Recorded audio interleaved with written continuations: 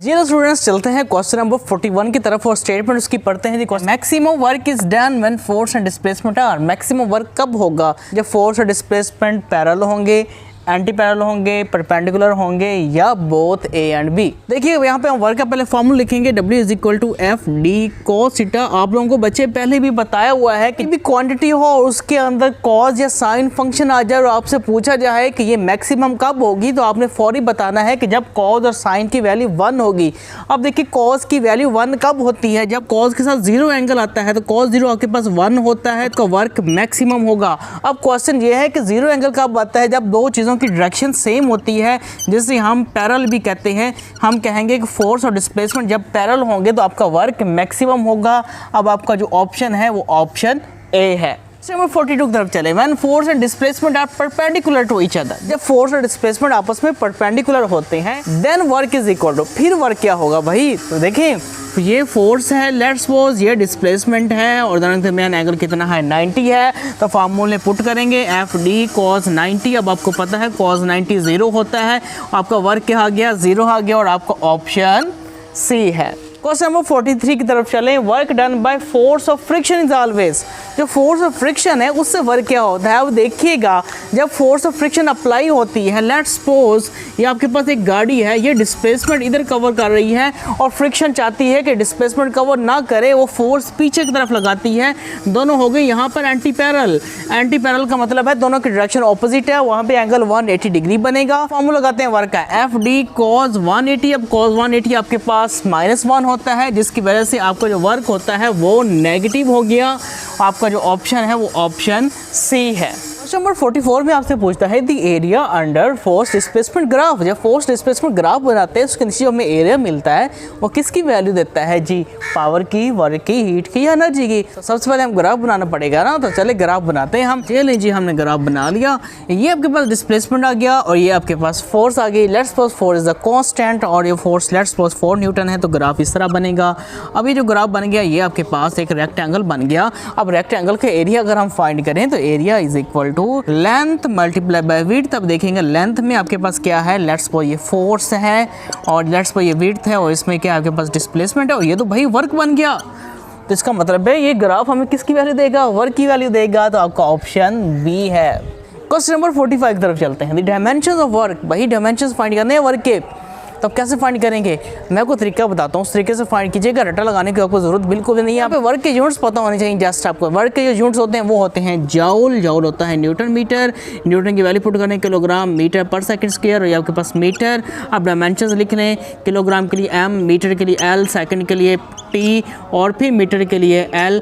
ये l मिल के l का स्क्वायर बन जाएगा, ml स्क्वायर पर t स्क्वायर। अब जो कि आपका ऑप्शन सी है और यही आपका बच्चे करेक्ट ऑप्शन है। तो क्वेश्चन नंबर 46 में आपसे पूछता है work done on a body by gravity in lifting it up to a certain height. जब बॉडी को हम सर्टेन हाइट पे लेके जाते हैं तो बताए ग्रेविटी कितना वर्क करती है। अब देखिएगा, ये आपके पास अर्थ है, लेट्स सपोज, और हम ऑब्जेक्ट को ऊपर लेके जा रहे हैं। डिस्प्लेसमेंट ऊपर की तरफ हो रहा है। जो आपकी धरती माँ है वो कहती है नीचे आ जाओ, मैंने ऊपर नहीं जाने देना, वो फोर्स नीचे लगाती है।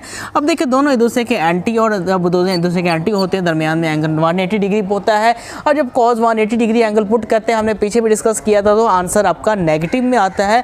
अब आपका जो ऑप्शन होगा वो होगा जी डी। आपका जो वर्क होगा वो नेगेटिव होगा। क्वेश्चन नंबर 47 की तरफ चलते हैं। Which of the following force can do no work. कौन सी फोर्स वर्क नहीं कर सकती?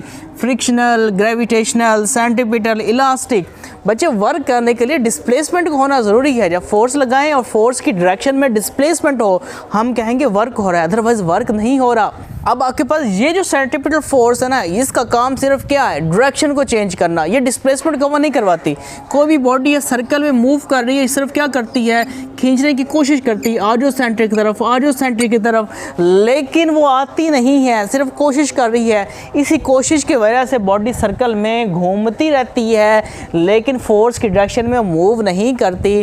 हम कहते हैं सेंट्रीपिटल फोर्स एक ऐसी फोर्स है जो सिर्फ डायरेक्शन को चेंज करती है, डिस्प्लेसमेंट कवर नहीं करवाती। ग्रेविटी, इसलिए इससे कोई वर्क नहीं होगा।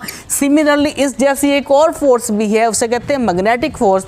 मैग्नेटिक फोर्स भी सिर्फ चार्ज के रास्ते को चेंज करती है। तो चार्ज मैग्नेटिक फील्ड में एंटर होता है तो उसे डिफ्लेक्ट करवा देती है, उससे वर्क नहीं करवा सकती, उससे डिस्प्लेसमेंट कवर नहीं करवा सकती। इसलिए ये दो फोर्सेज याद रखिएगा, सेंट्रीपिटल फोर्स और मैग्नेटिक फोर्स, दोनों कोई वर्क नहीं करवा सकती। यहाँ पे जो आपका ऑप्शन है वो है option C, centripetal force. Question number 48 की स्टेटमेंट की तरफ हम चलते हैं। Work done in lifting a mass और 2 kilogram vertically through 2 metre is. आपके पास एक 2 किलोग्राम का मैस है जिसको आपने लिफ्ट करके लेके जाना है 2 मीटर की बुलंदी तक। बताएं कितना वर्क करना पड़ेगा। सिंपल हम वर्क का फार्मूला लगाएंगे, W = FD, और F की जगह पे हम mg पुट करेंगे।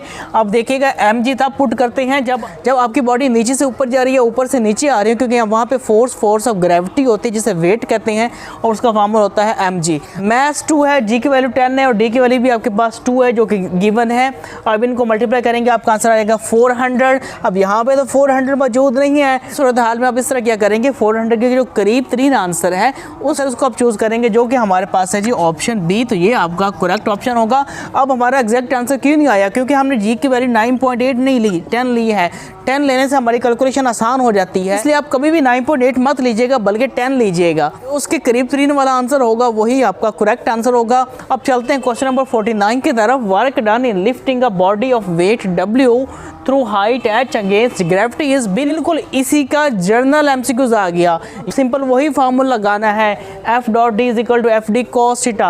अब F की जगह पे W लगा दिया और D की जगह पे H लगा देंगे। अब उसने कहा है अगेंस्ट द ग्रेविटी। अब अगेंस्ट द ग्रेविटी की वजह से हम एंगल कितना इस्तेमाल कर रहे हैं, 180 डिग्री, और cos 180 डिग्री आपके पास -1 होता है, जिसकी वजह से आपका आंसर आ गया -WH, जो कि आपका ऑप्शन बी है।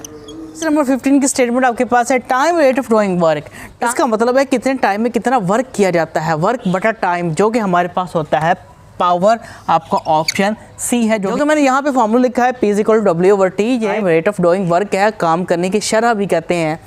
अब क्वेश्चन नंबर 51 भी इसी से रिलेटेड ही है। Power is the dot product of power. Dot product किसका है, force and displacement, force and velocity, momentum and impulse, none of these. हमने सिंपल पावर का फार्मूला लगाया W/T और वर्क की जगह पे F.D लिखा। अब देखा डिस्प्लेसमेंट बड़ा टाइम तो वेलोसिटी की इक्वल होता है, हमें पता चला power is the dot product of या scalar product of force and velocity, जो कि आपका ऑप्शन डी करेक्ट है।